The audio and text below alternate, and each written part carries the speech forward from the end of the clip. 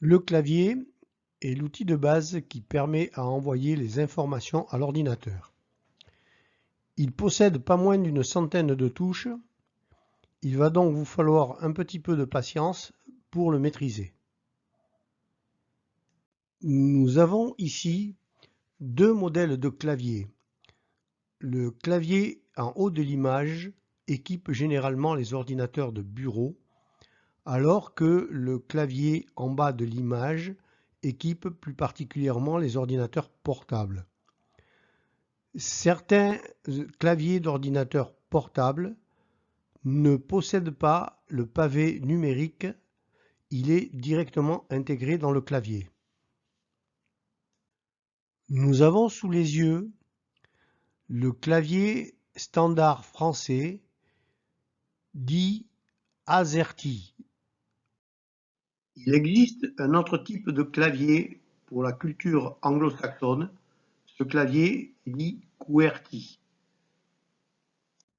Nous allons aborder maintenant la typologie des touches du clavier.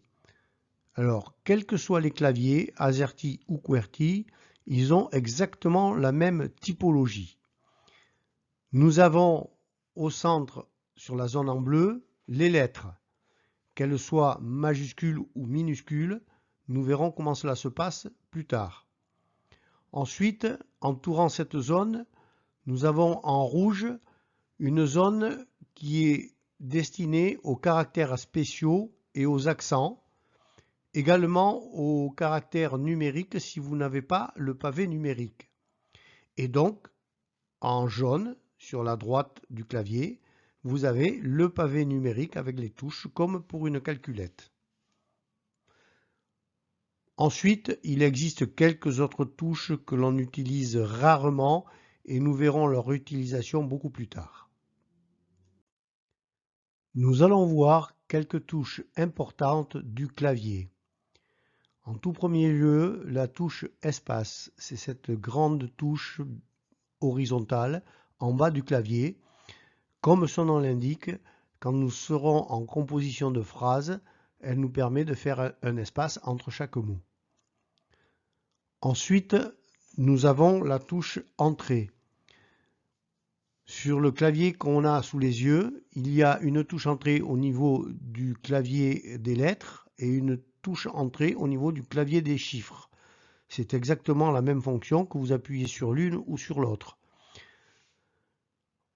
Ensuite, la touche échappe ou escape.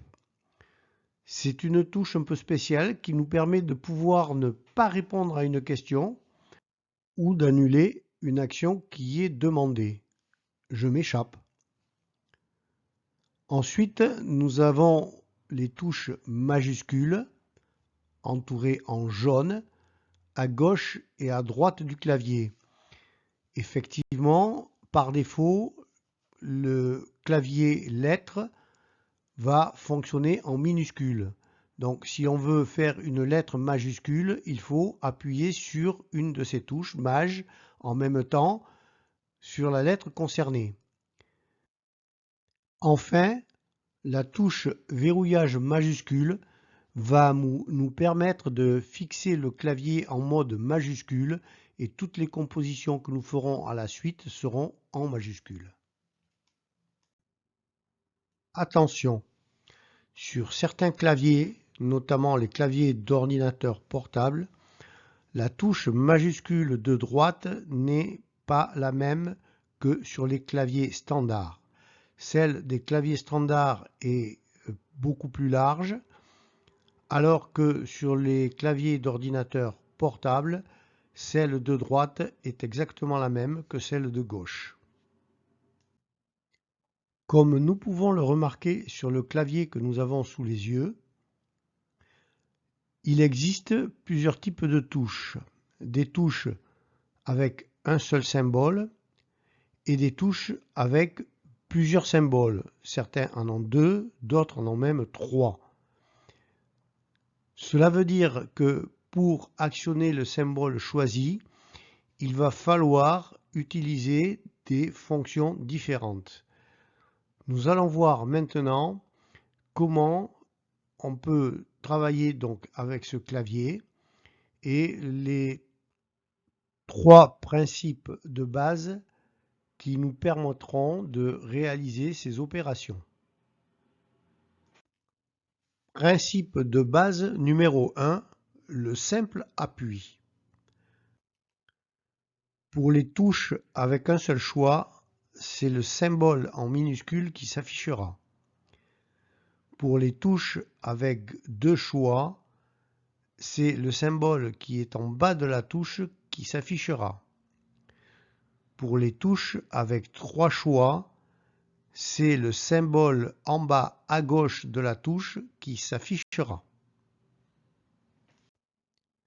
Principe de base numéro 2. La touche Maj plus l'appui sur une touche. Maj plus touche pour les touches à un seul choix provoquera l'affichage en lettres majuscules. L'appui Maj plus touche pour les touches à double choix provoquera l'affichage du symbole en haut de la touche. Pour les touches avec 3 choix, la touche Maj plus touche provoquera l'affichage de la lettre qui est en haut de la touche.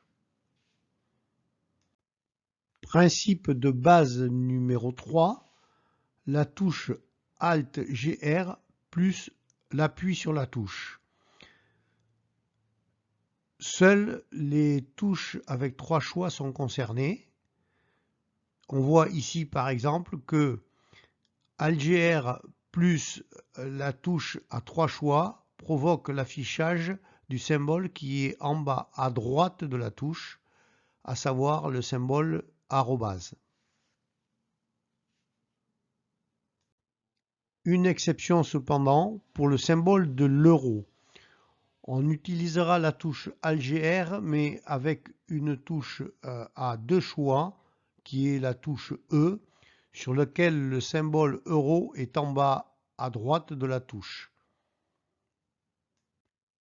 Autres exceptions, l'accent circonflexe et le tréma.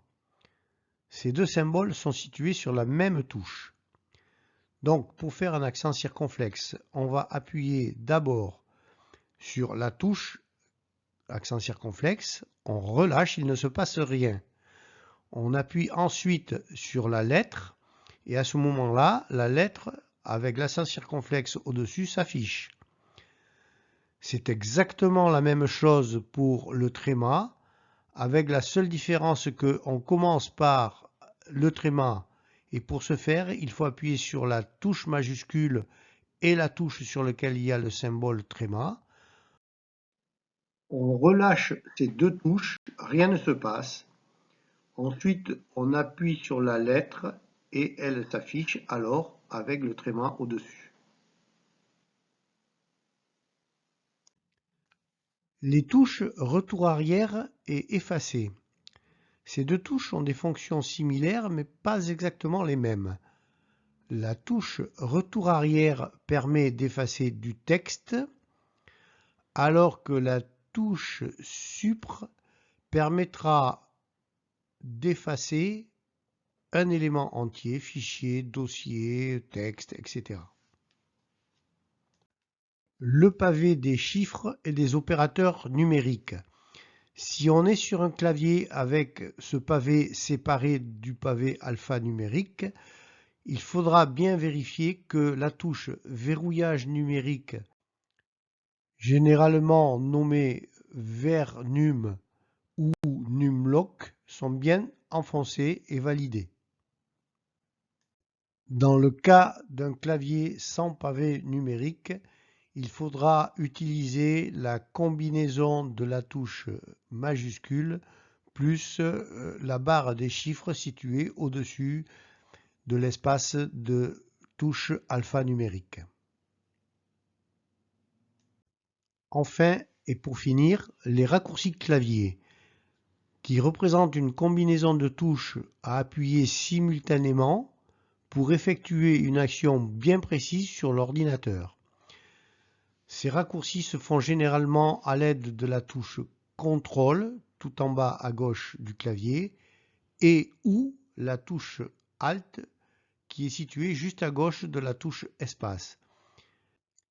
Le tableau qui suit vous présente les raccourcis clavier les plus utilisés, mais nous en verrons d'autres.